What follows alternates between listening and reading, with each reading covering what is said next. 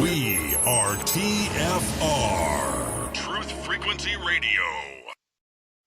The heavens are moved by his direction and obey him in peace. Day and night accomplish the course assigned to them by him, without hindrance one to another. The sun and the moon and the dancing stars, according to his appointment, circle in harmony within the bounds assigned to them, without any swerving aside. Welcome, friends. I'm your host, Zen Garcia. This is Secrets Revealed here on Truth Frequency Radio, and I thank all of you for taking the time to join us this evening. I'm honored to have as guests with me David Weiss, DITRH, and also known for the Flat Earth Podcast. David, are you there, brother? I am, Zen. Thanks for having me. Yeah, thank you, man. I appreciate your willingness and for joining us. I know you're busy with all that you do, but especially with what I had read, I wanted to ask you specifically about the app that you had part in creating and where people can go to look at it and keep up with it, because I think it's a great teaching tool, and it is something that pulling it up quickly, you can get people to kind of visual of how all things work. And as you know, this particular quote says that the stars, and as is shown in the book of Enoch, that the luminaries are in circle around the North Pole, as evidenced also by the midnight sun phenomena and these star trails, time-lapse photography over the course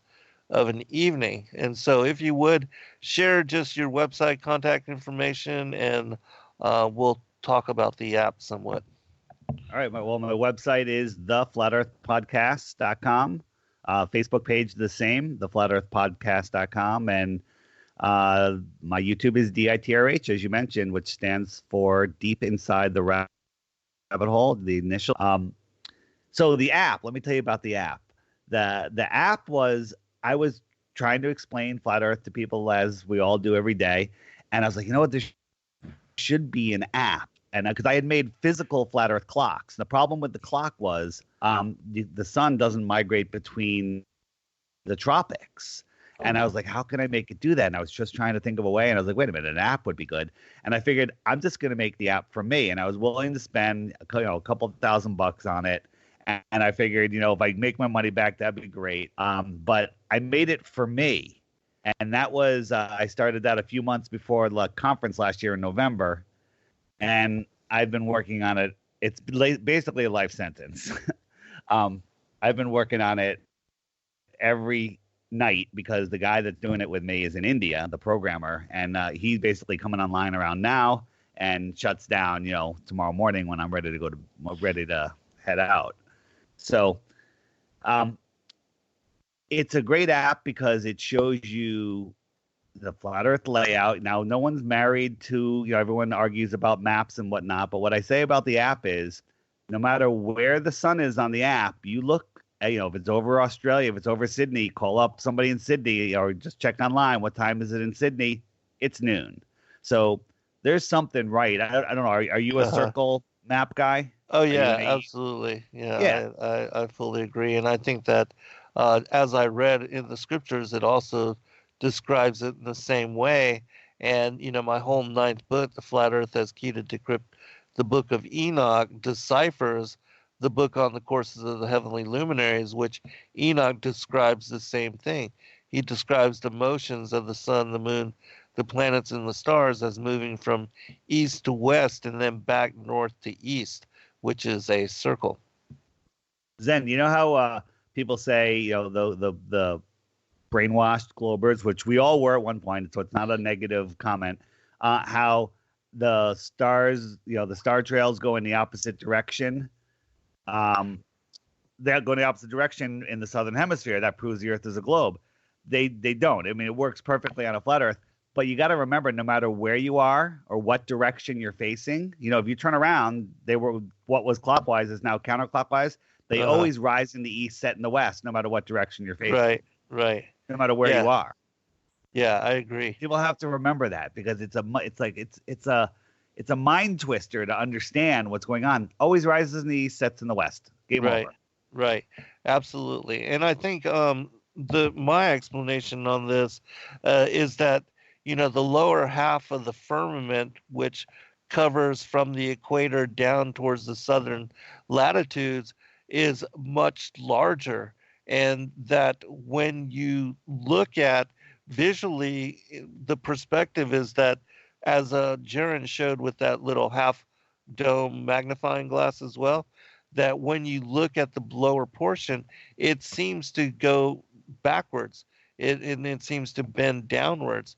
And it, in my opinion, is not, even though that's what we visually see, that's not what is happening. Because, as you said, all the stars move in circle from east to west and north to east, and they're all moving in that same kind of way. But visually, we see the celestial equator, and then the stars that are in the southern latitudes bend down towards the horizon.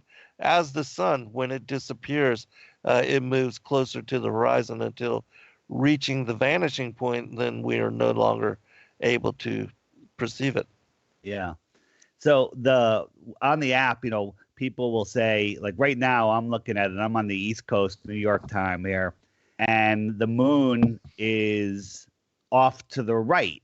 It's at like the 3 o'clock position on a 12-hour clock, which is over Africa right now.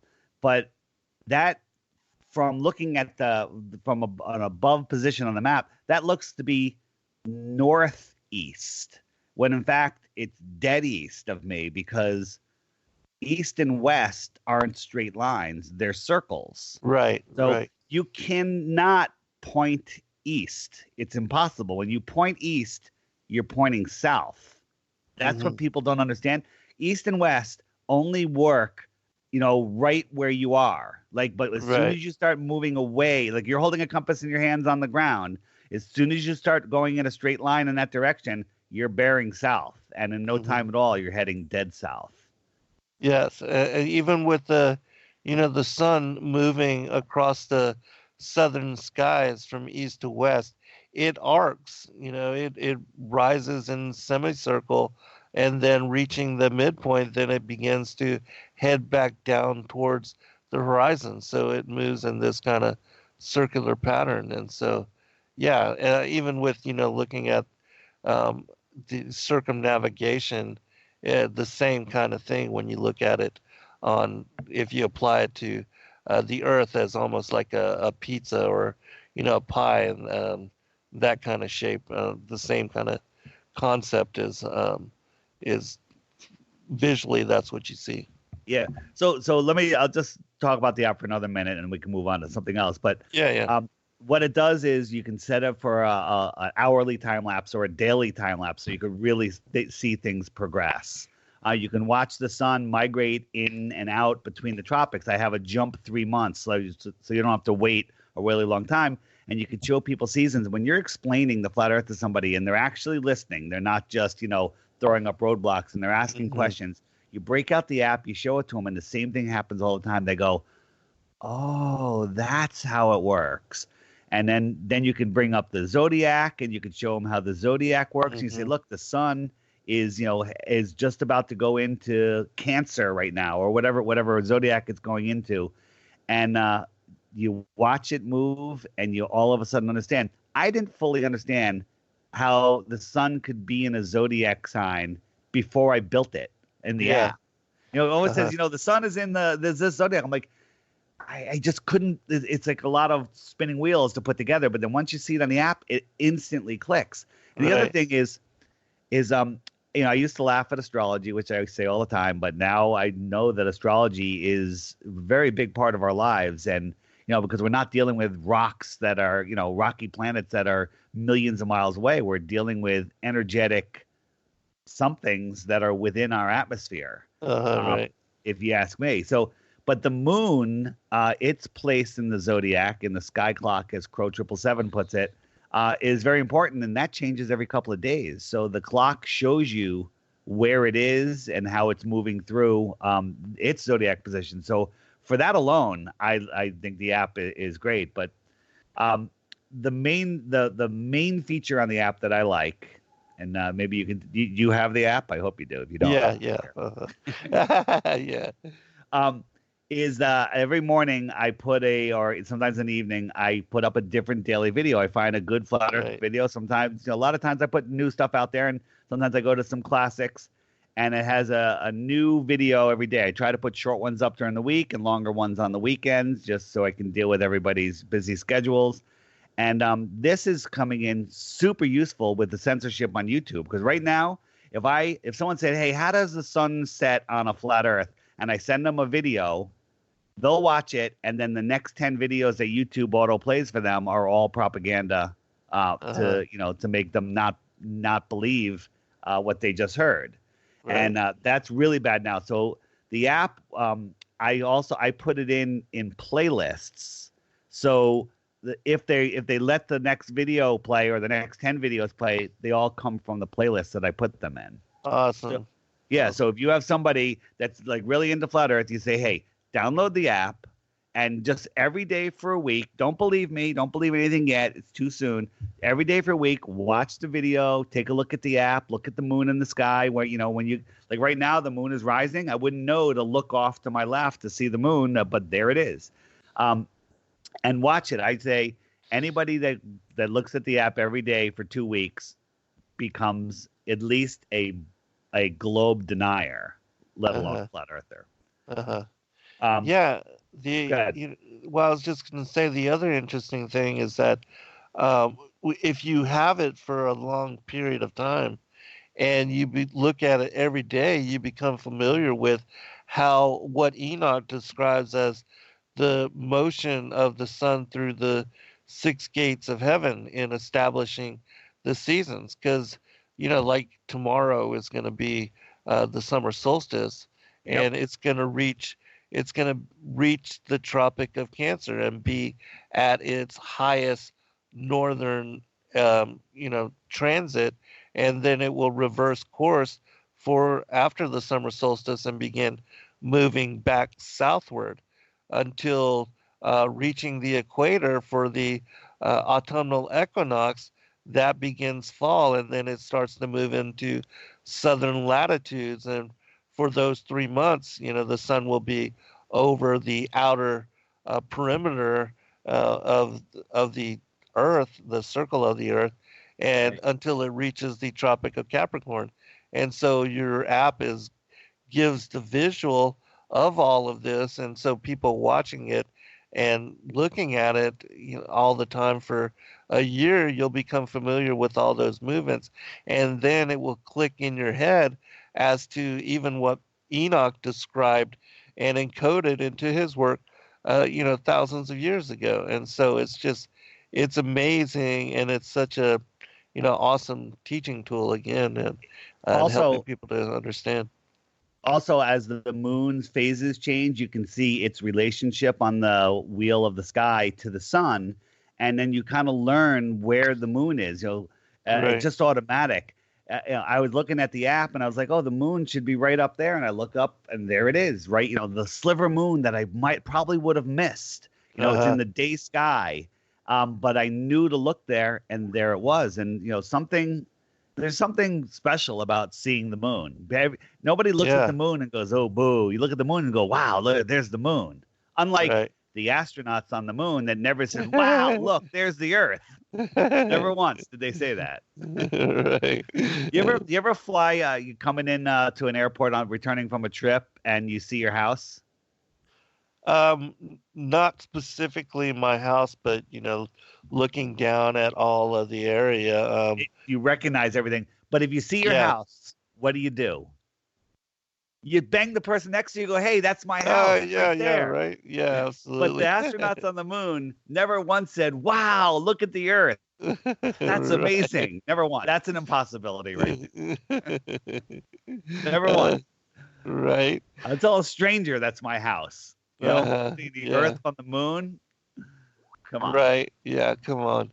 Yeah. It's so crazy because they still NASA every day they release stories of how the moon and all of that, how they were successful in getting there, and they still keep all that propaganda going. And I think they are their reputation is being diminished and being challenged by all of this awakening with regard to flat Earth and biblical cosmology that they keep trying to, with crazier and crazier stories, to hold up the charade. Yeah. Yeah. And So so, just finishing on the app, I made it really useful. I have you got your moon percentage. I have the weather. So, you get up in the morning, you want to see what you're going to be wearing. You see the weather. You want more detailed weather. You click on it. It brings you to dark sky, which has radar maps, everything you need. I have a countdown timer on there if you want to count down to like the Flat Earth Conference, which I'll see you at in November, I assume. yeah. You put that in there, and then that's it. I also made it customizable. The one great thing I did is the latest one, and then I'll tell you my new update, and then we can move on, is daylight savings time is a thing that the elite do to throw us off kilter from our natural clock. People think, it's because they need more time, more daylight. That's like cutting off the bottom foot of a blanket and sewing it to the top and thinking you have a longer blanket. It's nonsense. But it messed up the clock because I said, hey, the full moon isn't 180 degrees opposed to the sun. And that's because the hour hand was an hour ahead of where it really should be. So in the settings, I have, a lot of people don't realize this. I have in the widget settings to say show daylight savings, and it moves the sun 1 hour behind the hour hand so you can have it in its right position. And literally when I did that, I felt better when I looked at the full moon. Right on, It just made me feel better. It felt more harmonious because kept it in sync. Yeah. And then the next update is I'm adding a compass, a very cool compass, so you can spin the clock and have it pointing north, so you can be aligned. Because a lot of people are asking for that, and it's a good idea. So that's coming up probably in 2 weeks. They'll be out. Yeah, that's really cool because when you understand the motions and the movements of all the luminaries, you can keep track with the directions, and which way is north, which way is like the navigators, as far as utilizing Polaris, which the whole thing with the Polaris being the center of the vaulted dome and showing us which way is north at all times. That's one of the things which confirms the reality of the cosmology that we're bringing forth and sharing, and in no way supports the whole heliocentric model where everything is moving.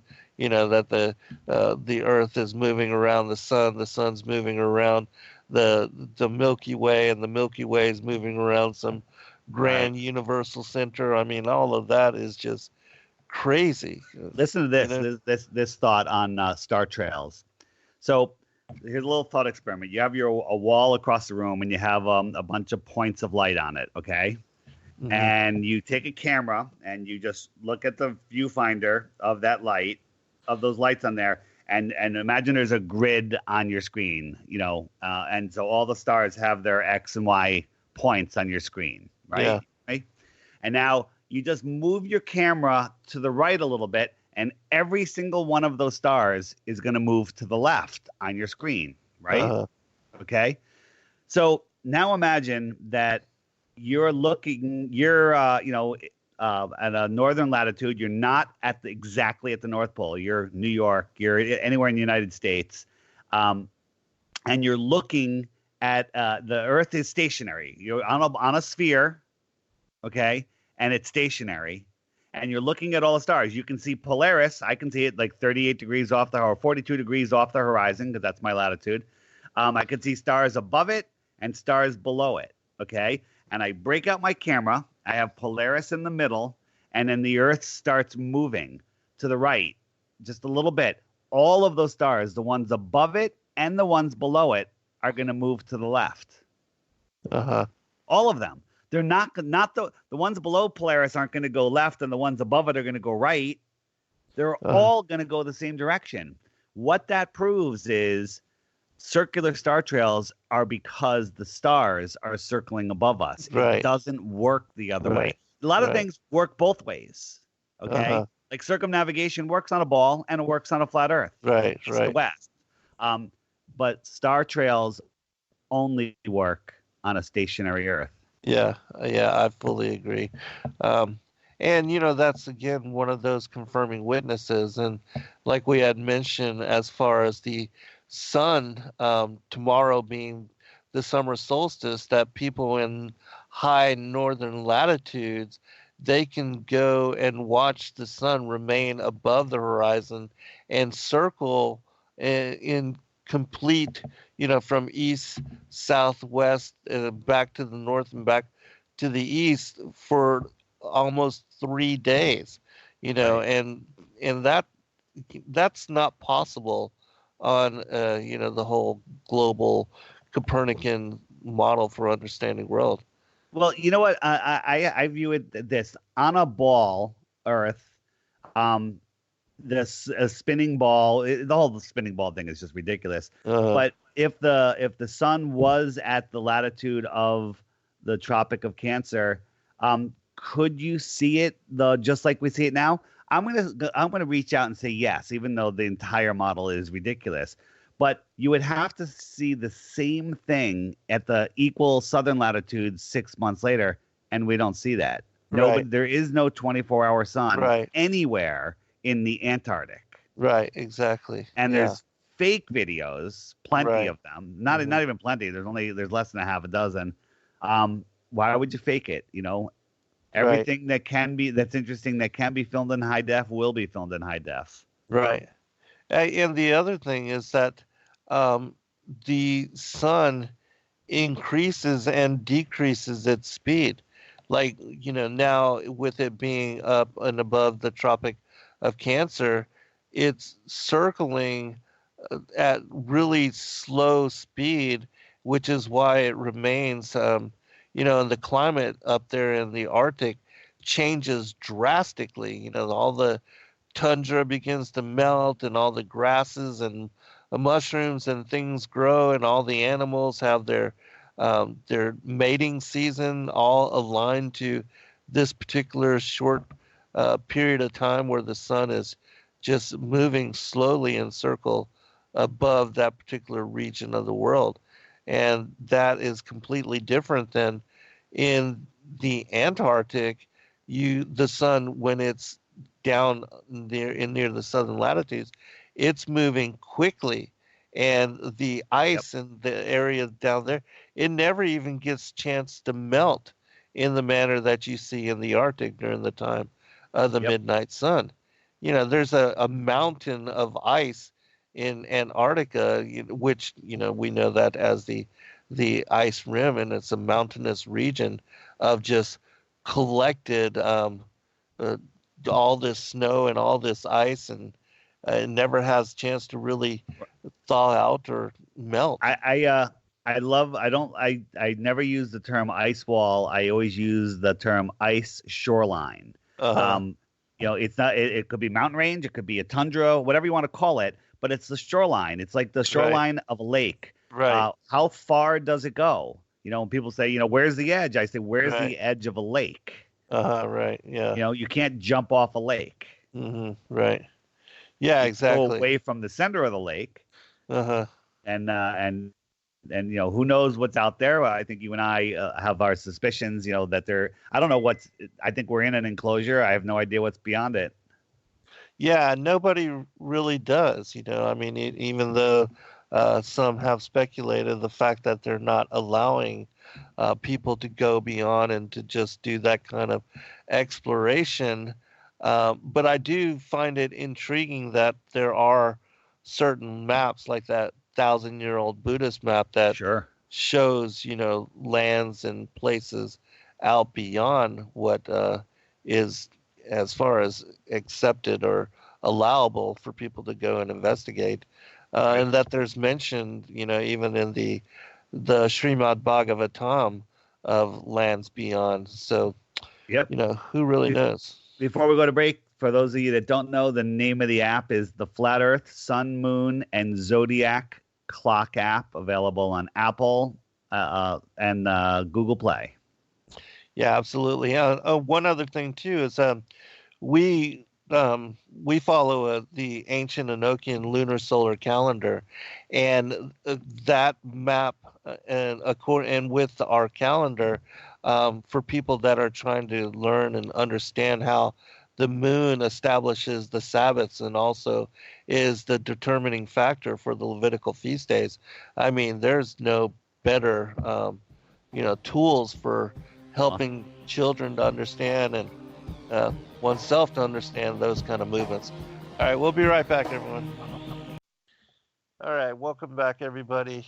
I wanted to ask you, Dave, how it was that did Trump contact you to endorse the app, or did you guys somehow get in touch with him? Everyone loves the app. He contacted me. His son actually contacted me.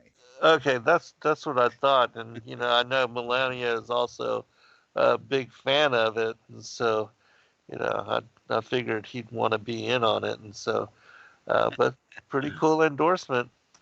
That guy's pretty good, right? Yeah, he is, man, really good. Yeah.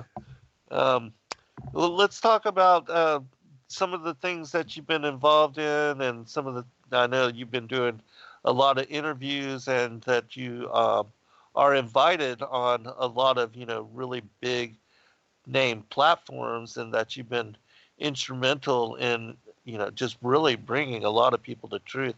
A lot of feedback from the show that you did with Owen Benjamin and others. So if you would give us the lowdown on what you've been up to and the kind of feedback you're receiving from all of your efforts. The Owen Benjamin one was a lot of fun. I really I resonate with his message, his humor. We both have a sick sense of humor, although he's a professional comedian. I'm just, a wannabe comedian. But I really like, the message that he has to say. And then when he started talking about NASA being fake and the moon landings being fake, Mark Sargent, actually, I had known who Owen Benjamin was just through the New York Comedy Club circuit. And I had seen him, and he was in a couple sitcoms I probably used to watch a long time ago. But Mark Sargent sent me the thing, goes, hey, check this out. So I started listening to his live stream, really liked what he had to say. And then each day he talked about NASA. I was messaging him, and finally people in the chat were like, hey, I was saying, have me on. I could help you answer these questions, because he couldn't figure some stuff out. And then people in the chat started saying, hey, DITRH. So he saw it. He goes, yeah, I'll have somebody on. And whole big thing, ended up having me on. Went really well. It was really weird, though, because while I was on, I'm watching him on the screen. I kept forgetting that I was on the show. I'm watching the show going, I'm like, oh, he's talking to me. I thought I was just watching. But I can't tell you how many hundreds of his fans that said, hey, I was ready to unsubscribe from Owen because he, the NASA thing I could understand, but Flat Earth is ridiculous. But after hearing you, I looked, I went to your website, I got your app, whatever, and holy crap, the Earth is flat. Right. And that's what I love, is when somebody that was like me, adamantly opposed to Flat Earth, right, making fun of Flat Earth, and refusing to watch a single video, because that was me. I think that was everybody. Yeah, absolutely. And so that's still resonating to today. I mean, I still get a couple messages a week, and that was a while ago, saying, I found you on Owen Benjamin. I found a guy in my hometown. You know how you're waiting for finally someone in your hometown to wake up? Left me a speak pipe. He said he heard me on Owen Benjamin. He had been following Owen Benjamin, and he started looking into Flat Earth. Oh my God! And now we're good buddies. That's very cool. His wife and Paige and me, we're all. It's like we're like best friends. Oh man, that is so cool. It's so nice to have somebody in my hometown that's awake and aware, and it's really fun. He's coming to the conference.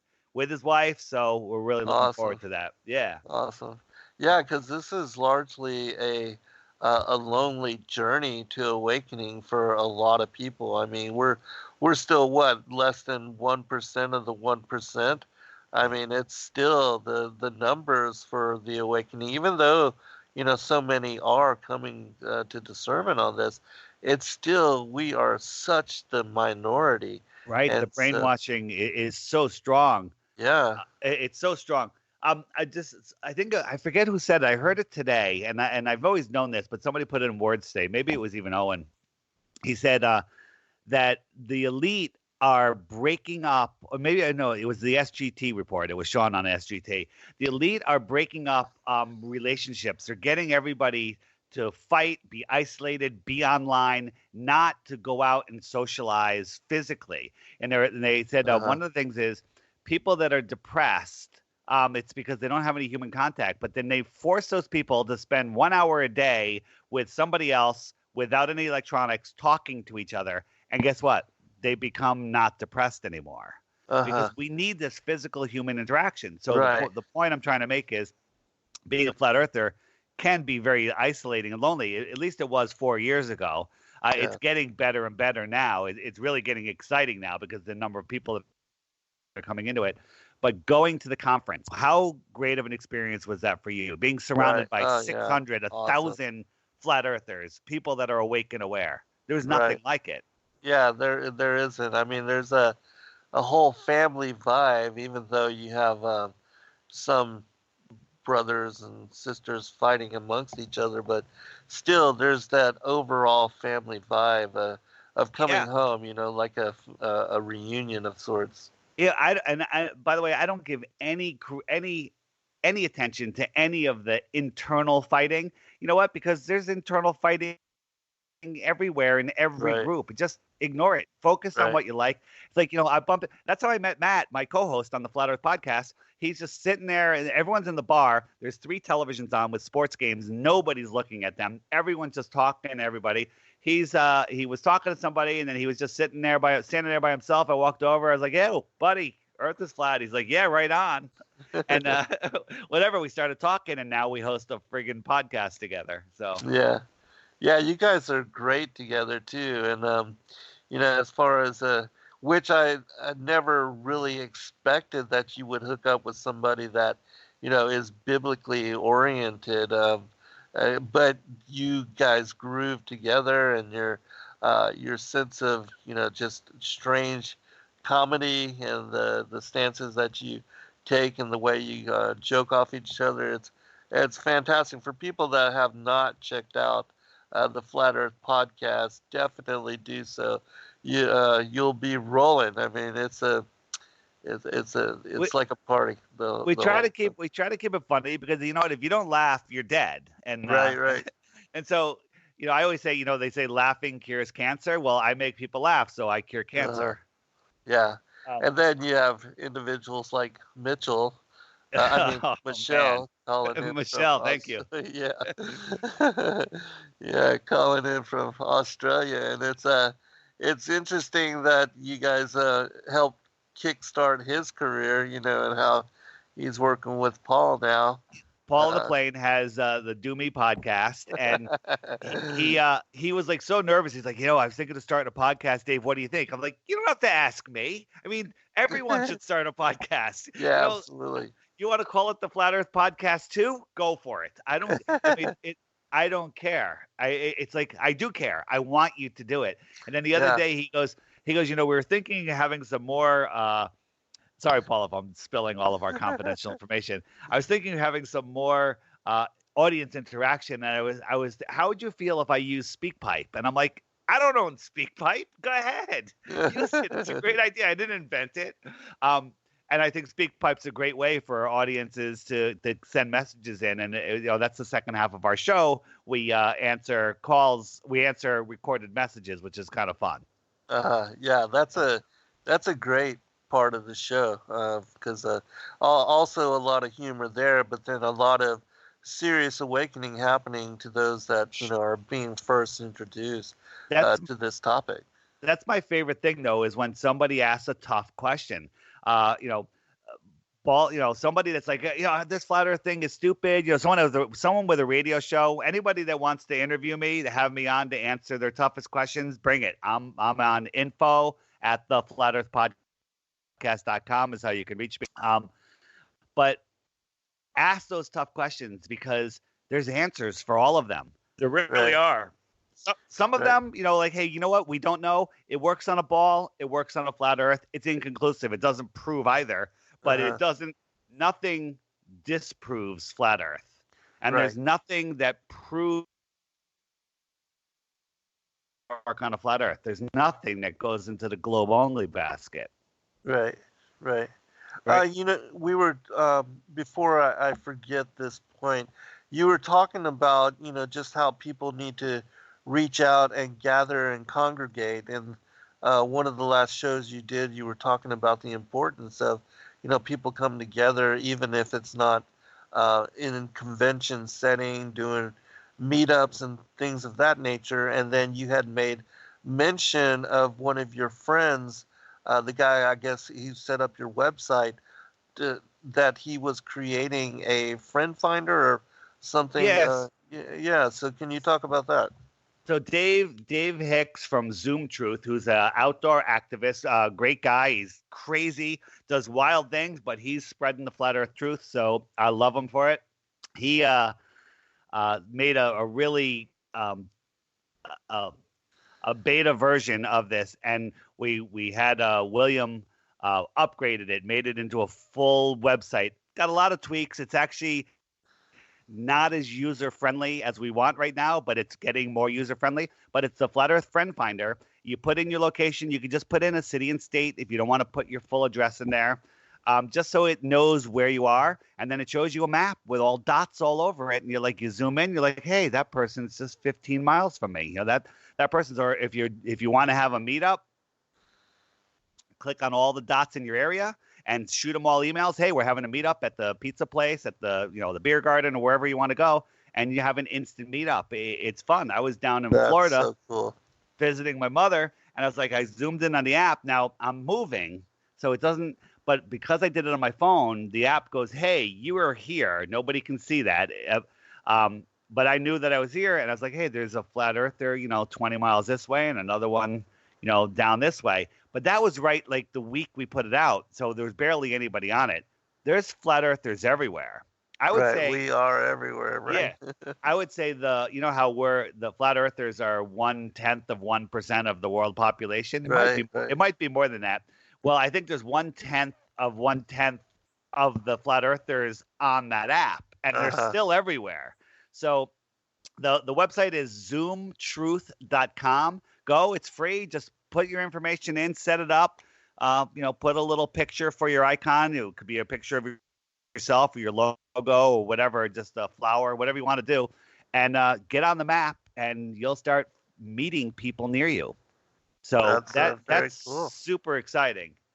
When I got on the original version, within minutes, a girl across Long Island Sound from me, she's like, "Hey, I'm over here on the North Shore, which faces Connecticut, where I am." And she goes, "We can do some distance mirror tests." I'm like, perfect, because I've been wanting to do a mirror test, but it would take 5 hours to send somebody there, and by then, the weather's not good or whatever. She's 10 minutes from the beach. I'm 10 minutes from my beach, and we can do something. So we're looking forward to that this summer. Yeah. What a first great gathering for people to do and to confirm for themselves the non-existent nature of curvature is to do that kind of a test in even setting up your first meetup, with those that are around you that are also of like mind. I mean, that's awesome. What a very cool app and a very cool thing for people to do. Yeah, I think we're at that stage now where people aren't afraid to say, before you go, "Yeah, I'm a flat earther," right? now we're wearing it on our shirts. "Yeah, I'm a flat earther." Right. What do you believe? You live on a spinning rock waterfall rocket? We're gonna be laughing at ball earthers very soon. Well, we already are. Yeah, but the majority of the population are going to be laughing at them. But we all have to remember, we were all ball earthers a few years ago. Yeah. Okay. and the mind control is super strong. And whoever said, it's easier to fool someone than to convince them they've been fooled, they are 100% right. Yeah, absolutely. Well, Yeah. let's talk about some of the other interviews that you've done. You mentioned SGTV and SGT Report. That's it's a big channel. He's got about 600,000 subs and dwindling because of YouTube censorship. He right. does great reports. I was on there with Marty Leeds, and he was asking tough questions, and we went over stuff, and thousands of emails from that one, thousands of people contacting saying, oh my God, where can I get more information? And he used to, our videos used to say research flat earth. Well, if you research flat earth into Google, you're going to get garbage now. You don't get anything good. So that's why I'm really trying to steer people to the app, because the app also has the daily video. Anybody that's really interested will hit the button next to that, which is the video archive. So you can go it'll take you to my website, and it'll take you to all of the videos that we've ever posted on the app, and you can start going through them. People say, where do you get your information? Where did you get your education? Where's your degree? Well, a degree is just your ability to memorize, Rockefeller textbooks and regurgitate, and then you can become a teacher. And then they say, where did you get it? YouTube? Well, YouTube is like life. Everything is on it. You have to discern what is real and what is not real. People do experiments, take hundreds of hours and measurements, put them all into a short video so you can look at it and go, oh, that's great. I don't have to do that myself. I see it. An experiment's an experiment. Document it right. A video is a super powerful thing. And with Flat Earth, visual is, a big part of it. It's hard to talk about convergence and the vanishing point without showing examples. Right. Yeah, which again, for the app, such a great teaching tool because it is visual and people need to be able to see it like that, the movements and the progression of the year, and then also the interactions of the sun, the moon, and the zodiac all together, because it's a giant clockwork system. It helps people to really everything as far as the dates and passing time. It's all depending on the movements of the luminaries. So very cool. How about this as an addition to the app? I've been thinking about it, and I keep saying I'm not going to do it, but I think I'm eventually going to do it.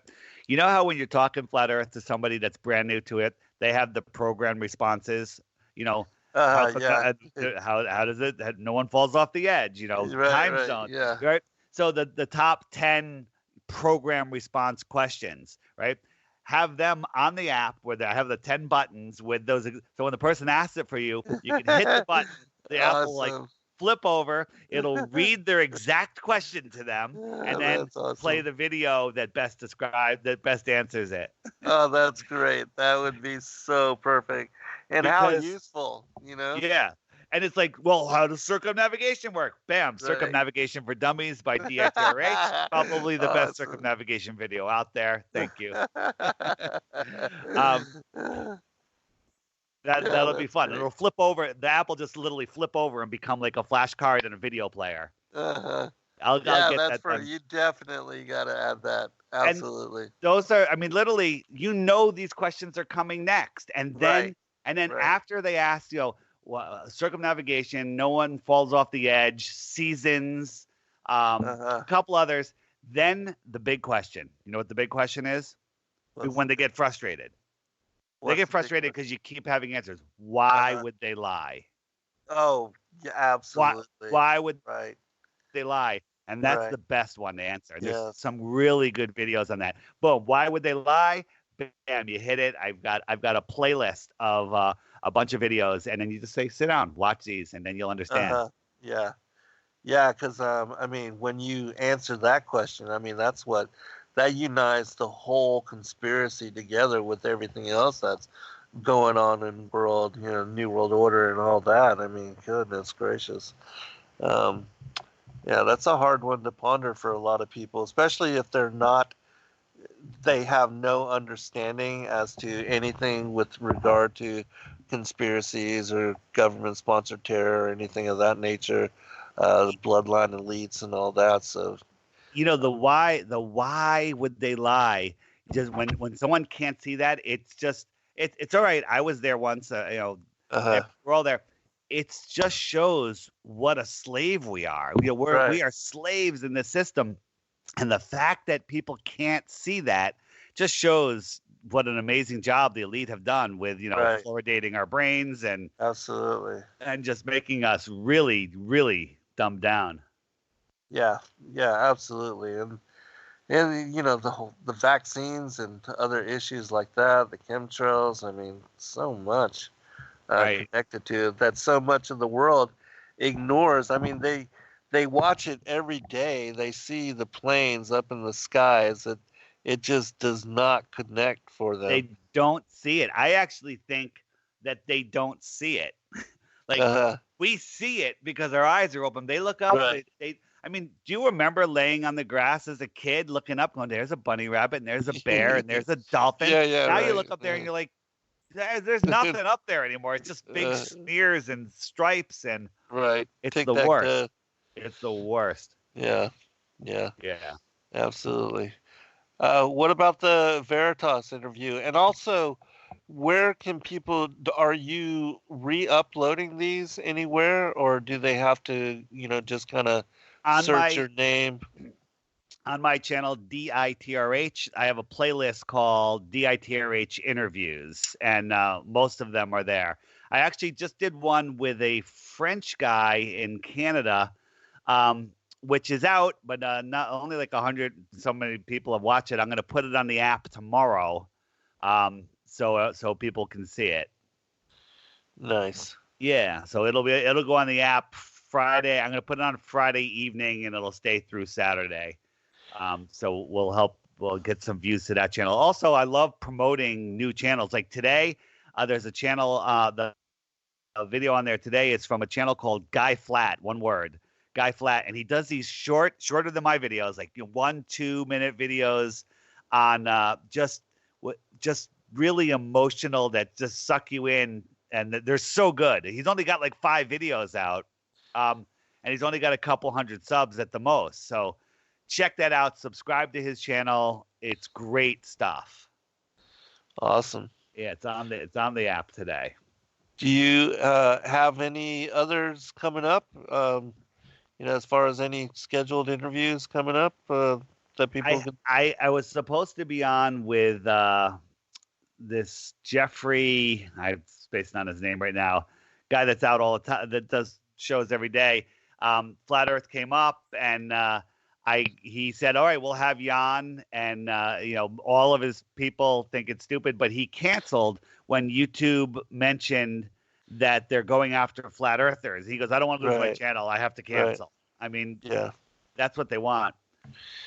Yeah, when we come back, we'll talk about that. We can actually speak a little bit about that now.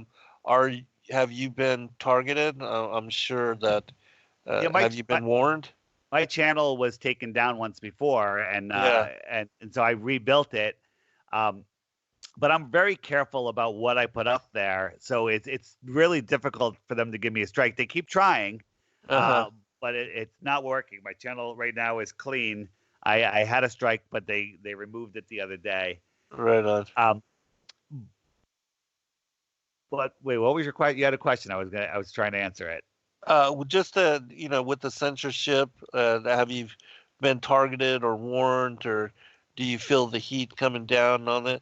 Because I find, when we upload videos, I try not to be forthcoming as to what it's about, but just leave it general until they approve it. Cause I try not to say flat Earth in my, in the titles absolutely. and stuff. I've been not putting any flat Earth tags. I'll just tag NASA, space station, CGI, whatever it is.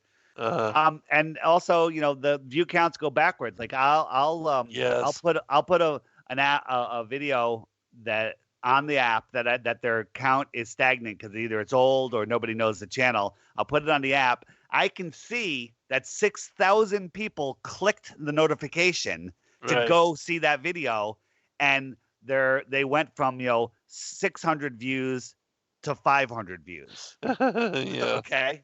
All right. 6,000 people clicked it, and it went Right. back 100. Okay. Right. So the view counts, I don't put a lot of weight in them. I just trying to get it, trying to get out to people. I'd rather go on a show that has 10 people listening to it that don't believe the earth is flat than go on a show that there's 1,000 flat earthers listening to. Because I say, preaching to the choir is important because the choir needs to learn more about flat earth. Then they're more equipped to go out and speak to other people one-on-one, a group around the water cooler or on a big radio show, whatever it is. The more, we teach each other what to say. Then when you have an opportunity to speak to an audience that's not flat earthers, it's a great thing. I did Veritas. We got like a half a minute. Yeah. I'll talk about Veritas Radio, and I got Jaron is going to be on Veritas in about a week or two from now. Did a big piece on NASA. It's going to be fantastic, and we could talk about that one too in a few minutes. Yeah. When we come back, we'll talk about that. And also, if you've got merchandise available too, we'll cover that as well. All right, we'll be right back for a second hour. All right, welcome back, everybody, for second hour. I'm your host, Zen Garcia. This is Secrets Revealed here on Truth Frequency Radio. I have as guests with me David Weiss of DITRH and the Flat Earth Podcast. And we're going to have Matt join us this evening as well, but he's up in somewhere up north and not able to have good bandwidth, and they don't have any northern satellites to transmit. Yeah, right. Yeah, so he's unable to join us this evening, but will join us at a later date. And so, well, tell us about when it was that you and Matt decided to come together, and you invited him to join you, and you guys started doing the shows together. Because, yeah, I mean, it was good previous with your other co-hosts, but you guys really click it now and are in sync together, and the humor is just every turn of the way. The way I look at it is, things have their season. They come and they go. I did a podcast called Deep Inside the Rabbit Hole, hugely popular, went for 3 years, and then it blew up. Perfect. It ended. It started, it had a middle, and it had an end. The Flat Earth Podcast started with myself and Curious Jay. Curious Jay was talking with Jaron, and he's like, he travels a lot, and he said, there's no audio podcasts out there. There's just YouTube. And he goes, I want it so it works on an airplane.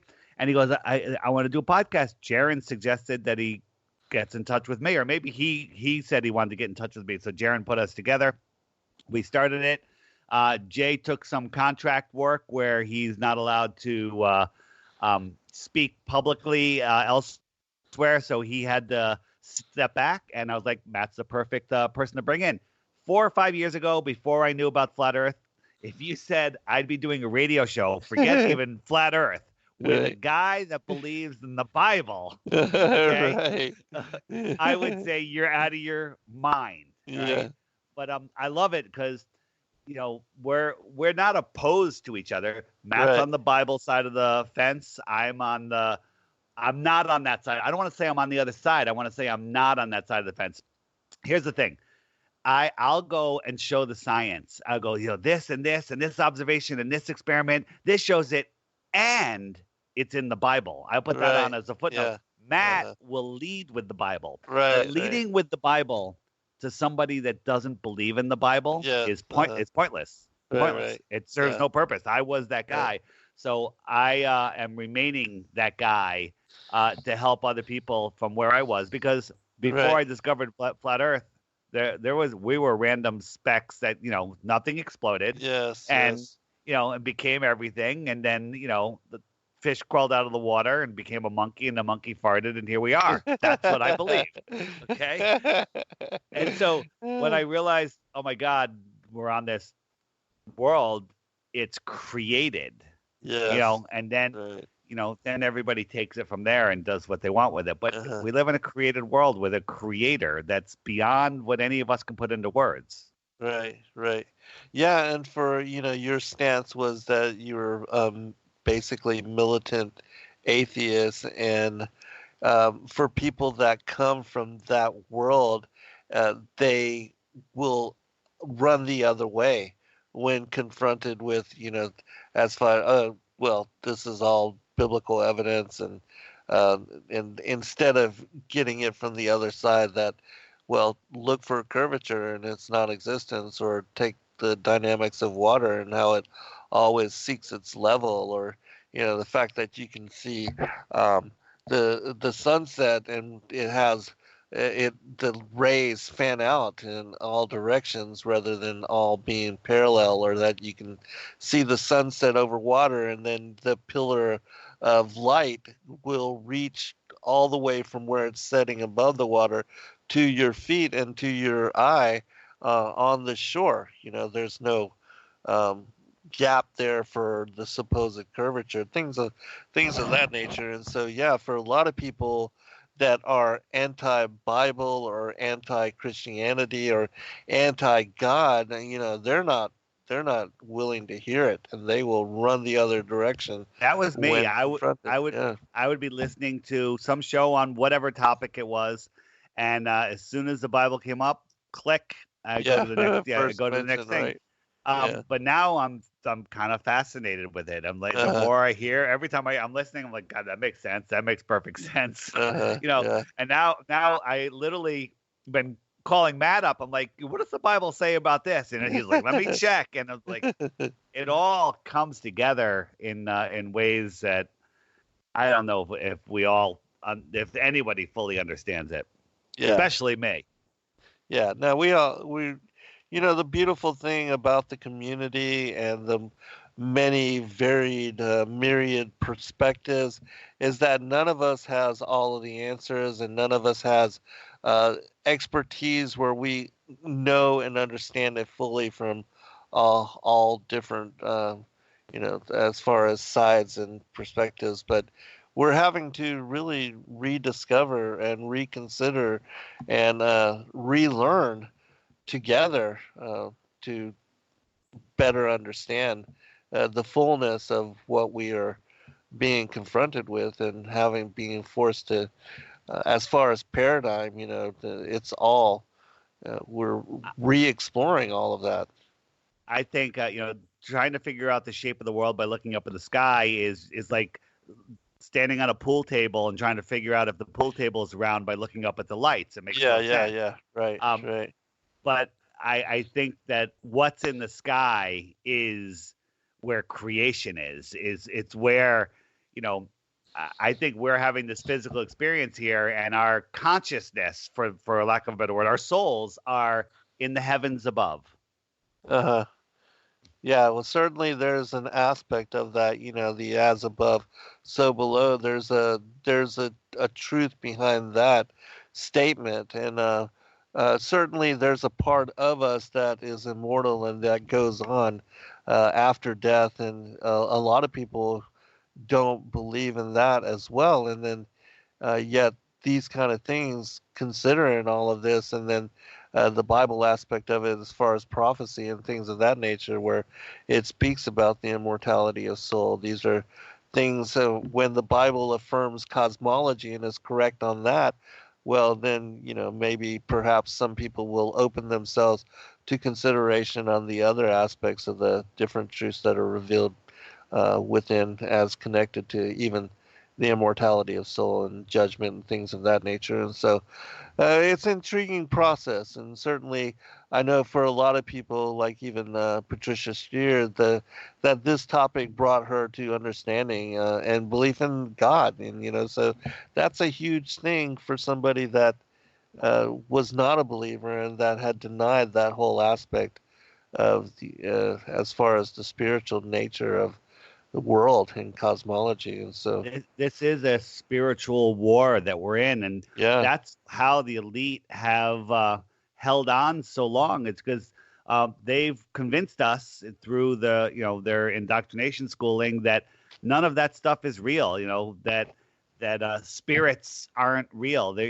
There's good Right. spirits and evil spirits, and there's people that are possessed, for lack of a better word, where they lower their vibration, they give away their power, and they allow evil spirits into them. Yeah. What do you on board with that? Oh yeah, absolutely. Like, for example, Josh, Authentic Intent. No, I don't. So he's a YouTube channel that basically sets up a table out in a park and talks flat Earth. He wears a bow tie and a sport, and he wears his little knife, and he's really great at it. But sometimes you get these globe heads, that just react. And today somebody attacked him, whacked his phone out of the holder, and then picked it up and threw it in the ocean or in the lake. Oh my gosh! Yeah. And he had to literally go in the lake and recover it. And he got the memory card out of it. And I think the video is saved. So we're gonna actually get to see that. So everybody subscribe to Authentic Intent. Hopefully he'll have that up over the weekend. It'll be quite interesting. But that person, the reason I told that story, I wasn't there. I didn't see it. I believe that person is a disconnected person that's lost in a spinning universe in his head, has no connection to God, and has allowed evil spirit to help protect the biggest secret that the elite need, which is that we live on a flat stationary plane that's created by a creator. Right. Well, certainly people react in manner that is just seems evil. I mean, they are so angered and become so just mad and just want to harm you. I mean, and that I don't certainly think those seems... people are shills. I don't, people say, oh, that person's a shill. They're not shills. They're people that are just having these spirits. The elite, this world is run by Satanists. It really, it is. Absolutely. And people that aren't protecting themselves, however, spiritually, some of them are allowing them to control them. I know people that are just angry, miserable people. Well, that's just something that's gotten into them that they haven't cleared out. The good news is you have to be willing to let that in. That we all have the ability to say no. Just say no is a super powerful thing. Yeah, absolutely. But people do open the doors for these kind of spirits to come into them, and then they really have more intimate relationships with these kind of beings, and that's why they become hosts for them. How have you looked at or examined at all, like the Book of Enoch, and read about the fallen angels and the giants, and how because they have no part in salvation, they are the disembodied spirits that take over and possess, like Legion, these different individuals? I have not read it, but I've been listening to people like yourself and other people talk about it, Rob Skiba, and I've been learning that way. But again, that's not the thing that I want to focus on. It's fascinating. Yeah. It's fascinating. I'm doing like the thing that I'm just focusing on what I'm good at. And I'm not good at that. But the more I find out about it, the more fascinating it is to me. Yeah, because there's just a really strange passage in the Bible, Genesis 6, which mentions the sons of God mating with the daughters of man and creating this race of giants. And, giants and the fallen angels recently, this past decade especially, has become a huge topic of study and research, and people that have looked into it, even like, supposedly the special forces in Afghanistan, they encountered one of these giants and killed one. And so, everywhere these kind of things, as far as revealing and confirming biblical truth, are coming to the forefront. And so that was always a an area of interest for me, and so I was just wondering if that was something that you had an interest in, I as far as the I giants and I flat Earth is such a big paradigm shifter. yeah, And yeah, then have you looked into the mud floods yeah, so right. that, and then have you seen Unveiling a Titan? No, but is it about like the landscape and how it seems like there's giants, that have been fossilized or That have been turned to stone. Okay, yeah. so I've seen that, held it off at arm's length. I'm like, okay, coincidence. I'm just writing off coincidence. But this guy with the YouTube channel Stellium, STELLIUM 7. I met him at the conference. He's a good friend of Alex, Flat Earth Man, that does all the great music. He's awesome. Yeah. He sent me this video, and it's like, hey, watch this video. It's about Unveiling a Titan, Part 1, 24 minutes. I was like, 2 weeks went by, didn't watch it. And then he messages me. I'm like, oh, that's who. I didn't even know who it was that was sending it to me at the time. And I was like, all right, I'll watch it. And I watch it, and I'm like, that's interesting, but I'm still holding it off at arm's length. Part 2 comes out, right? 18 minutes. I watched that. I'm like, that was interesting. Part 3 comes out. I watched it immediately. 28 minutes. I'm like, oh my God. Part 4 comes out. 35 minutes. That's it. I'm so upset because now I actually have to consider that the Earth might possibly be on the back of a turtle, on the back of a rhinoceros. Okay? Because I can no longer rule that out. I don't think that's the case, but I can no longer rule it out. This isn't here's what I can tell you for sure from this. I can't tell you anything. I don't know what this was or when it happened or how it happened or why it turned to stone. But what I can tell you is that mountain was an elephant. Okay. Yeah, I know the mountain you're talking about. Yeah. Yeah. And then he's like, okay, there's got to be other things. And literally, I think he went down to a riverbed. Inside of like 30 minutes, he found 3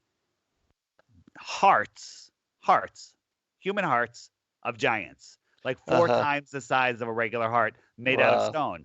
And like the holes, the ventricles are there. He went in with a scope. The valves are there. Everything is there. Yeah. It's not even up for like, oh, that's a possibility. No, this is definitely what this is. Right. What we can argue about until eternity is how it happened. Right. What caused it. So all of those videos are on my channel, DITRH, in a playlist called Unveiling a Titan. Awesome. Or you can so that's easier for you to remember than his weird name. Watch all 4 parts, and then watch Mud Fossils, The Heart of the Matter, and your life will be ruined also. You'll no longer be able to talk to people. It's hard enough talking to people that can't deal with the flat Earth. Half the flat earthers can't deal with this. So I just cut. I was alone. Now I'm totally alone. Yeah, absolutely. I've shared, even there's an ancient text that's called the Mother of All Books, and I read from it, and it speaks about how the fallen angels and the giants that were born of them, that they were cast down and condemned, and when the judgments against like the Atlanteans and the Titans came about, it says in this particular text that they were transformed into the mountains, and that they became part of the landscape. And so there's actually scriptural evidence of this as well. Like he goes in and he finds like this tunnel, like right where the ear canal would be, and it literally splits off like the ear canal does. And then he finds out that these scientists in the area, that's the most researched cave like in history, where they did all this these tests, and I was going to say spectropsy, whatever the word is, whatever it is. But they why are they doing all these tests? They knew they were really investigating this thing. So that just opened up my world even farther. Just saying that I knew less than I thought I knew, but this world is not what we think it is. It's I don't like to say it's a fake world, but it's a fake world we live in. Right. It's totally not what we think it is. The reality of this world is so uber bizarre. It's hard to deal with. Yeah, and so far from what we think of and consider to be reality. I mean, yeah, the Matrix. I mean, we're not even understanding how deep, and the even, um, and I keep referencing the Bible, but in the Bible it also talks about the world that then was, and so it speaks about how the first world age was destroyed, and the giants and the titans of that age, as I said, that they were transformed into the mountains. And so there's all these structures, these mountains and landscapes, which look to be giants and titans and strange creatures and, snake-like beings and stuff. I mean, just really bizarre. But have you looked into as far as the giant trees as well? Sure, that's what got me started on it. The video that started it all. There are no forests on flat Earth. Right. The guy didn't get everything right, but he got a lot right. Right. And people, there's people that will deny it and fight against it. So there's people like Dave Murphy, who I highly respect, who thinks this doesn't serve any purpose to know this. I don't think he's fully denying it, but he's like, there's no reason to research it, which is really strange that he says that. Love the guy, highly respect him, but I think that knowing this it actually has made me a better researcher. It's made me more open to things. Right. Do I, when I'm flat smacking somebody or whatever, when I'm talking flat Earth, do I even hint that a mountain could have been an elephant? Never. No chance. And if they say, "You ever hear about that?" I'll be like, "Hear about what?" Right. I'm not admitting anything. Right. It's more of an advanced discussion with people that have been really awake and aware for a long time and are willing to look at things. Right. Yeah, you can't just mention this in casual conversation. Don't lead with Titans. You could lead with Sandy Hook easier than you can lead with a Titan. Right. Yeah, absolutely. And the whole thing with the trees, I mean, just looking at the organic structure of just what we thought to be mountains and how it resembles the structure of small trees and trees that were normal in look at Avatar. Looking at. The movie Avatar, absolutely right. The documentary Avatar, with the mother tree. And then if you know anything about trees, there are mother trees that are in charge of all of the other trees in the area. There are like so this world was totally different. And maybe there was more oxygen and higher air pressure, which made bigger things. I don't know. I have no idea. Yeah. But I don't think it was millions of years ago. I think it was barely hundreds of years ago. Yeah, we don't know. Again, that's the whole thing, is the consideration of the timeline. We really don't know. I think it was actually like 6,000 years ago, because the Bible talks about the second world age being this 7,000 years and 6,000 years in the millennial reign. When I used to hear long before flat Earth that the Bible says that the Earth is 6,000 years old, that made me discredit the Bible immediately. I'm like, that's ridiculous. Anyone that thinks that, look at dinosaurs, look at this. Right. Like, yeah. That, I think my cat just attacked somebody. So I would completely laugh and discount all of that. Right. Now I look at it. If you put the under over at 6,000, I'm going to take the under. Right on. Yeah. So. Well, certainly been an interesting conversation. Is there any other particular topic you wanted to focus on when we come back? We didn't finish the censorship. Yeah. Let's talk about that when we come back. But we were talking about some of the radio shows that I've done. Veritas, I did. I think I was on Veritas I've been on Veritas a couple times, but my favorite one I did with Jaron. It was literally Mel called me up and said, "Hey, my guy quit. Can you do it?" I'm like, "Yeah. How about give me 15 minutes and let me bring Jaron on." So I brought Jaron from Jaronism on, and we had no plan. It was a fantastic show. It went super well, and it really helped open Mel up to Flat Earth even more because he needs to be very careful. His audience base is very alien, friendly. But he's slowly, right. He plays the host, he plays the devil's advocate, but he knows, he sees it, and again from that, hundreds and hundreds of his listeners were coming over, and I get the same thing. It's the same email all the time. I thought Flat Earth was stupid. I'm sorry. I can't believe it. Where do I get more information? And that's what I really like hearing. And then before that, I did the Chris Jericho show, Talk is Jericho. That was one of my favorites. Chris Jericho, World Wrestling Federation wrestler. You know who Chris Jericho is? Yeah, I think I saw him make mention of Flat Earth, and he had me on for an hour. Like, he did an extra long show. It's almost 2 hours. And awesome. He basically asked the tough questions, and he listened to the answers. Nice. And he registered, and he's like, okay, well, and boom, went on and on and on. And I can't tell you how many wrestling fans came over. That's awesome. Yeah, it's so fun doing that. So again, anybody out there that has an audience that wants me to speak to, that doesn't believe in Flat Earth, that hates Flat Earth, I'm available. Yeah.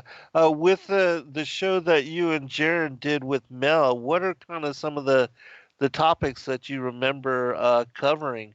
I mean, we talked about NASA a lot. We just talked about some experiments on Flat Earth. We talked about the Iron Republic, and Mel actually added a third part, the 5-hour series of somebody reading the Iron Republic. Right on. Yeah, so people can download, because it really was a great story. But it was just a really good conversation, and anybody that listens to it, it's a relaxed conversation, and it really can. If you've never heard of Flat Earth and you heard that first, it's a great place to start.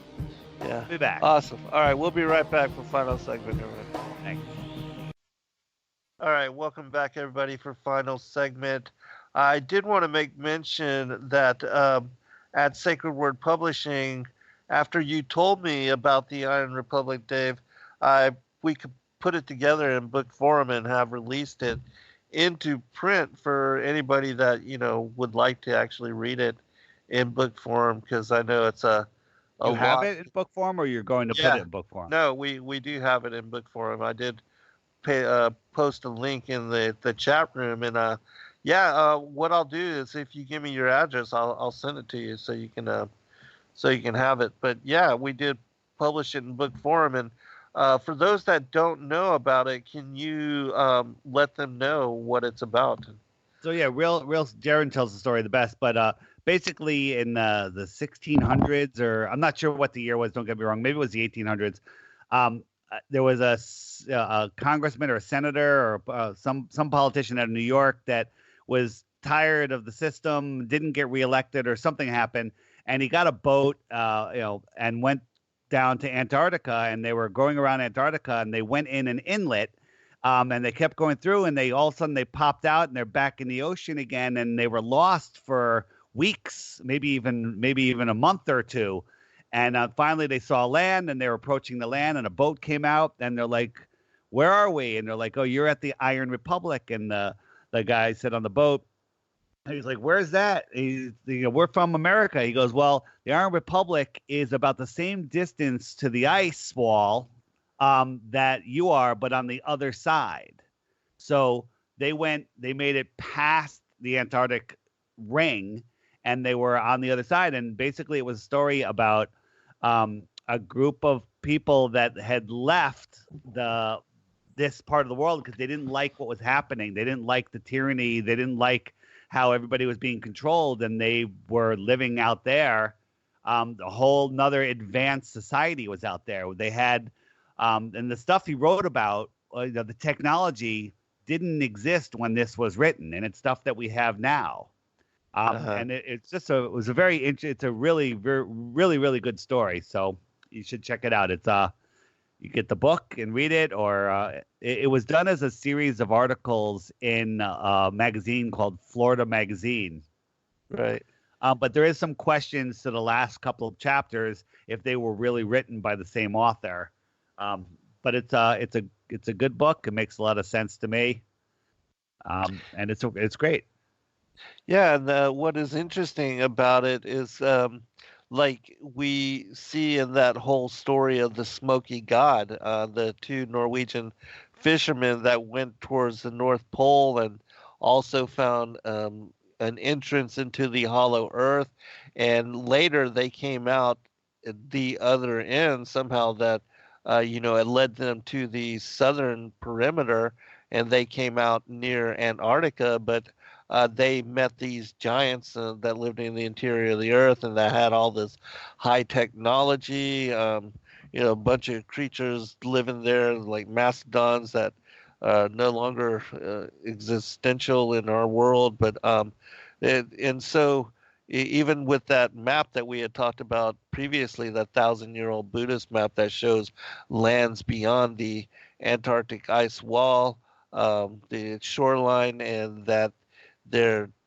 somehow they were able to, however, with this story, it portrays there being land and peoples and cultures on the other side of that, which there's also an apocryphal text called the History of the Rechabites, which speaks about these people that were preserved and were separated from the rest of humanity, and that they were allowed to live in an isolated place where they were preserved and were not exposed to all of the, as far as the normal craziness and all the wars and the interactions amongst men, as far as the New World Order and the Satan and all of that, but that they were protected and preserved from all that and put in a place where they could not be reached. And, makes me wonder if if it was one of those particular islands or continents or places out there. I mean, it's strange, but even as I made mention previously, in the Srimad Bhagavatam, there's also mention of these particular islands and places, and that the demigods, it says that the demigods lived out there in that particular reality, and that they lived much longer, and that they lived really almost like perfect lives without evil and money and materialism and all that. So just intriguing to consider, and so that's something that people can look to if they wanted to read it. We did release it in book form. But did you ever hear my talk with Sophia Smallstorm called "The Outward Flow of Civilizations"? No, I had not. I'm guessing that's something you've done a while back, right? Yeah, it's a while back. Yeah, okay. If you just search "The Outward Flow of Civilizations" DITRH, it'll come up.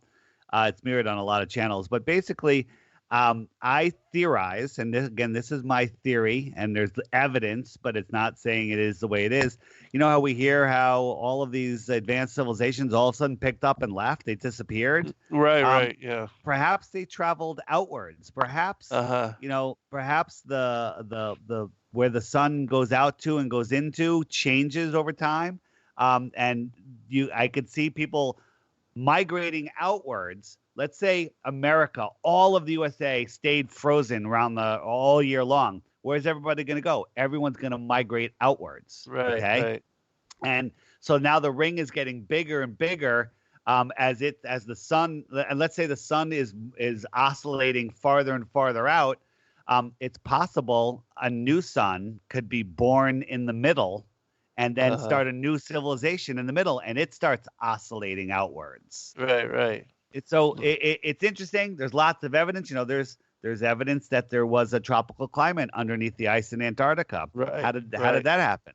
Also in the north, yeah. Yeah. So the sun is born out of the earth in the center under Polaris, and then it oscillates out, and then the ice in between keeps these worlds completely separated. So Separated, right? the people have Yeah. no idea, and the people, Uh-huh. the nomads that made it through, they now have a new sun, in the sky, and they have their new civilization, and they can't go across all of the ice to get to where the other people are. It'd Right, be like going right, across Antarctica now. It's right. difficult. So Yeah, I mean, we don't know. I mean, yeah, that's who knows? I mean, that could be the reality for some people out there, and certainly there's again mention of these different, even in the inner Earth, with the story of the Smoky God, they speak about that there being a sun on the interior, the Earth, and that they have it's just opposite of what we see on the outside, and so who knows how far and how big and how wide this world is, and to what kind of dynamics. I mean, certainly what is described in the Bible in the Srimad Bhagavatam um, is specific to our world and the way that the sun moves back and forth between the tropics of Capricorn and Cancer and creates the summer, the winter solstice, and then reversing course heads back towards the equator, and that creates the seasons for us living in the northern and southern latitudes in our world. But certainly we don't know of anything outside and beyond, and doesn't that how it works. doesn't that book talk of the civilization starting in the center of the earth? I do believe so. Yeah. Yeah. So just imagine that the entire flat Earth is an ice plain, and the sun is born in the center. So everyone's living in the center area, the tropical paradise, the Garden of Eden, even. Right. And then Yes. the sun starts oscillating in and out. It goes out farther and in less, out farther and in less. Now in the year 2019, what year is it? Is it 2019? Yeah, it's Yeah. 2019. Wow, Yeah. look at that. It goes to what we call Tropic of Cancer into the Tropic of Capricorn, in and out. So Right. let's say it either gradually or all of a sudden starts oscillating from the Tropic of Capricorn out farther and only coming into Capricorn. Well, Uh-huh. the tropics have just moved outwards. All Right. of the north is now an ice sheet. Right. Nobody's living there. It becomes, inhospitable, and then a new sun is born in the middle. Right. Right. All right. Yeah, that's interesting. Because the stories of like the Hyperboreans and of Asgard and Shambhala and Thule and even of Atlantis, they talk about, and even the guy William Warren, he wrote the whole book on paradise, and the North Pole being the cradle of humanity at some point in our distant past, and it speaks about even scientists, they doing those core samples where they have dug deep into the ice, they found that at a time long ago, it was tropical up there, and the climate was very much different than what it is now. And so, who knows how it changes over time, and how things were so very different previously. But certainly, the mythology supports that the North was the cradle of humanity, and even the demigods that they had lived there. Mount Olympus, Mount Meru, the Mount of the Congregation, the mythologies all connect to that as well. The Rupus Negra, that particular black rock, the magnetic lodestone mountain, which attracts all the compasses north. So very intriguing as far as the ancient mythologies. Yeah, it's fun stuff to think about. Hmm. Yeah, and that's why I like, the mythology and the study of it as well, because it gives us uh, just what the ancients believed. Like, I don't know if you looked at the whole the whirlpool at the center, around this particular lodestone mountain, and how it's called Helgelmer in the Celtic mythology, and they speak about it as drinking the oceans of the world, and then every 6 hours it reverses course, and for 6 hours it will spit out in geyser all of what it had swallowed, and so that's what creates the tide cycles. The high and low tide Yeah. is the reversing course of this particular indwelling and then outdwelling flow of water. Intriguing. Amazing. Yeah. Yeah. Intriguing. So much, Yeah. so much to think about and speculate on and to figure out this crazy world. Yeah, yeah, absolutely. Which Rob and I did a show last night, and he was talking about how he had seen Brooks Agnew, that he was talking about trying to set up a expedition towards the north, and how most people are intrigued by Antarctica, the supposed pyramids that are down there and covered over by the ice. But I've always had a fascination, and I wrote about this in my 19th book, The Paradise Sides of the North and the Mount of the Congregation, the stories of like the Inventio Fortunata, which means fortunate in journey or voyage. And it talks about the eyewitness accounts of different individuals that supposedly had gone towards and near the north and had encountered both this whirlpool and the islands, which are separated, like Eden with these four rivers. And that you've seen the depiction, the Mercator map, where it has this mountain in the very center and then Yep. split off. Yeah, and so that particular map and the details surrounding it, its descriptions of this whirlpool and this mountain, and shortly after that, they don't even depict or show what is at the North Pole anymore. Then it just becomes, just seawater and nothing there, especially in consideration to what had previously been said about this area. And so it would be intriguing to have somebody actually go there. I know that, even though they don't have the whole UN peace treaty, the Antarctic treaty to keep people from going and exploring beyond a certain point, but still they're not allowing people to fly over the North Pole or to go there. And it would be intriguing if somebody actually did, if there was some kind of military reconnaissance or something. Yeah, they've convinced us that in elementary school, we all saw the same video of the National Geographic guys that went to the North Pole and almost froze their fingers off. And, and their dogs were dying of exposure. And Right. then they got there like, hey, we're here. And it's dark, it's windy, it's snowing, it's 140 degrees below zero. And they're like, oh, now we got to leave, Right. And I'm like, I remember like, how are they even going to get out of there? It took them so long to get there. Right. They're going to die. And then everybody leaves that thinking, I never want to go to the North Pole. Right. Never even consider it. Right. Yeah. Emperor penguins? You're right. A lie.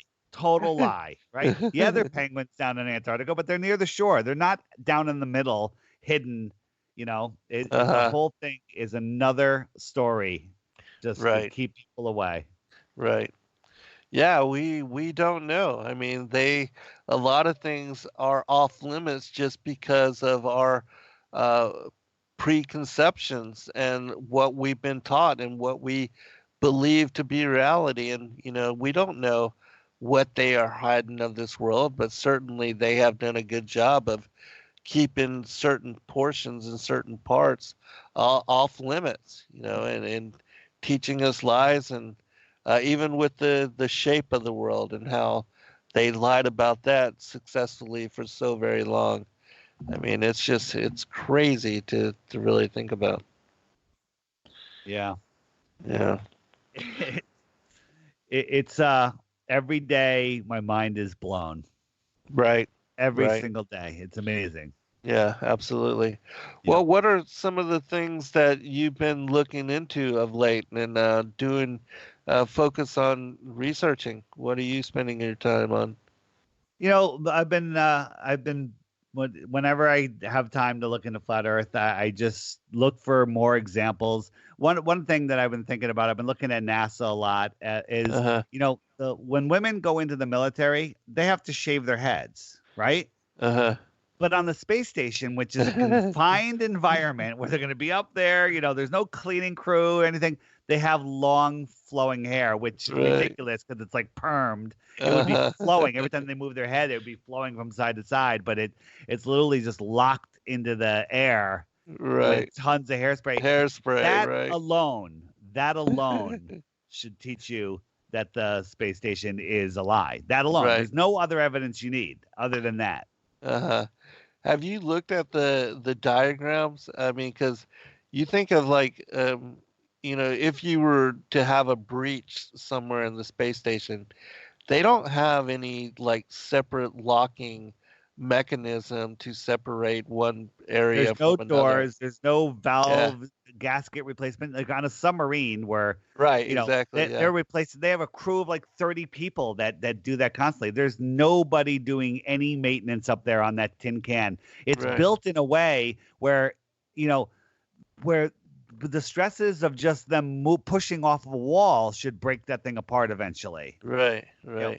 I get flustered when I talk about the space station because it's the greatest achievement of mankind, and there's no pictures or videos of it being built. None. Right. There's an animation, which is magic. Yeah. But it just appeared in space on its own. What is it? Is there a light that crosses the sky? Absolutely. I've seen it. I don't think it's a man-made object. I think it is a luminary that goes on a very fast circle over the face of the earth. Yeah. Well, certainly if it was as high as they say it is, we would not be able to see it. And so whatever that light is, it's not this International Space Station. Yeah, math proves it. The angular resolution of our eyes say when something's a certain size, which is 0.02 degrees in arc, that it's invisible to the eye, even though it's still there. So you look at a 747, raise it up to cruising altitude, which is about 5 miles, and it turns into the size of a pencil eraser held at arm's length. It's a little tiny dot in the sky. If you doubled that distance, it's too small for your eye to see. Right. Okay. The space station, which is about the same size, is 50 times farther. Right. Exactly. 50. Yeah. Okay. And people think that they still see it burning brighter than as bright as the sun. They're out of their minds. Yeah, they are. Yeah, they are absolutely out of their minds. And then again, with regard to the schematics, and you look at it, and there's no lockdowns and no emergency, as far as places to run should it be breached. With, they say all this debris is up there, and you have 20,000 satellites all orbiting around the Earth, and different. How they don't run into each other and how they don't run into the space station. How is that even possible? It's just insane what they have us buying into. Crazy. It's embarrassing to believe that we ever believed it. Once you see it's the mind control is so strong, it's scary. Right. Yeah, absolutely. Absolutely, so crazy. Any idea as far as what you're going to be talking about or focused on with the upcoming Flat Earth conference? Or Matt and I, we have some ideas. I want to do some experiments with the audience to show a celestial perspective versus terrestrial perspective. People say, if the Earth was flat and the sun set, you can zoom in with the camera, and bring it back. It's not the same. And I want to do a physical experiment. I have a great idea for an experiment, but I need about 1,000 helium balloons. So if NASA lets up on some of their helium allocation and lets the rest of the world have some helium, I might pull it off. Yeah, right. That's the plan. Right on. Did you get a chance to check out this past the eclipse? Which eclipse? The solar eclipse that happened in August. Yeah. Back in August. Yeah, absolutely. I actually went down at my beach. We had about an 80% or 70 or 80%, which isn't the same as total. But we sat on the beach, and Paige and I stared at the eclipse the whole time without glasses. Right. Yeah. We stared at it. And it's so funny how people wouldn't even look at it. There's one woman, she's putting her sunglasses, her metal sunglasses, her mirrored sunglasses on the ground and trying to take a picture of the eclipse with her phone in the sunglasses, but she didn't want to look at the phone because she didn't want to go blind. And meanwhile, I'm sitting 10 feet from her. I go, you realize that we're staring at the eclipse and we're fine. Right. And we watched the whole thing, and that's when I actually made a pretty interesting video about it, why we don't see the moon, the moon ever approach or leave the sun's face during an eclipse, and that's right. because I believe the moon is behind the sun. Interesting. Yeah. Again, in the Vedic cosmology, it speaks about those two objects, the Rahu and Ketu. Yep. Yeah. And so possibility.